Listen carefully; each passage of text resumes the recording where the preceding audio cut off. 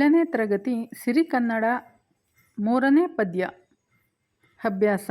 ಆ. ಕೊಟ್ಟಿರುವ ಪ್ರಶ್ನೆಗಳಿಗೆ ಒಂದು ವಾಕ್ಯದಲ್ಲಿ ಉತ್ತರಿಸಿ. 1. ಬಳೆಗಾರ ಎಲ್ಲಿಗೆ ಹೋಗಿ ಬರಬೇಕೆಂದು ಹೆಣ್ಣು ಹೇಳುತ್ತಾಳೆ? ಬಳೆಗಾರ ತನ್ನ ತವರು ಮನೆಗೆ ಹೋಗಿ ಬರಬೇಕೆಂದು ಹೆಣ್ಣು ಹೇಳುತ್ತಾಳೆ. 2. ತಾಯಿಯ ಮನೆ ಯಾವ ರೀತಿ ಇದೆ? ತಾಯಿಯ ಮನೆ ಹಂಚಿನ ಮನೆಯಾಗಿದ್ದು ಕಂಚಿನ ಕದವನ್ನು ಹೊಂದಿದೆ. 3. ಚಪ್ಪರದ ನಡುವೆ ತಾಯಿ ಯಾವ ಆಟ ಆಡುತ್ತಾಳೆ? ಚಪ್ಪರದ ನಡುವೆ ತಾಯಿ ಪಗಡೆ ಆಟ ಆಡುತ್ತಾಳೆ. 4. ಹಡೆದವನಿಗೆ ಯಾವ ಬಣ್ಣದ ಬಳೆ ಎಂದರೆ ಆಸೆ? ಹಡೆದವನಿಗೆ ಅಚ್ಚ ಕೆಂಪಿನ ಬಳೆ ಮತ್ತು ಹಸಿರು ಗೀರಿನ ಬಳೆ ಎಂದರೆ ಆಸೆ. ಆ. ಕೊಟ್ಟಿರುವ ಪ್ರಶ್ನೆಗಳಿಗೆ 2-3 ವಾಕ್ಯಗಳಲ್ಲಿ ಉತ್ತರಿಸಿರಿ. 1.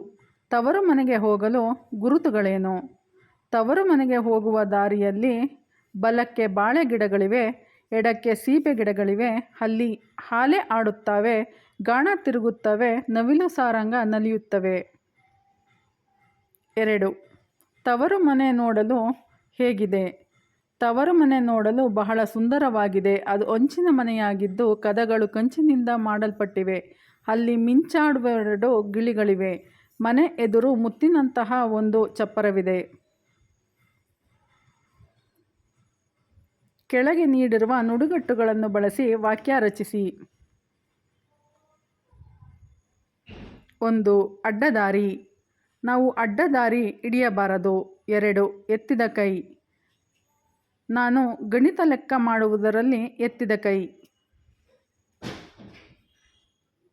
3. ನೀರಿಗೆ ಹಾಕು. ನಾವು ದುಡಿದ ಹಣವನ್ನು ಎಂದಿಗೂ ನೀರಿಗೆ ಹಾಕಿ ವ್ಯರ್ಥ ಮಾಡಬಾರದು. ಬೇರೂರು. ನಮ್ಮ ತಂದೆಯವರ ಆದರ್ಶಗಳು ನಮ್ಮಲ್ಲಿ ಬೇರೂರಿದ್ದಾವೆ.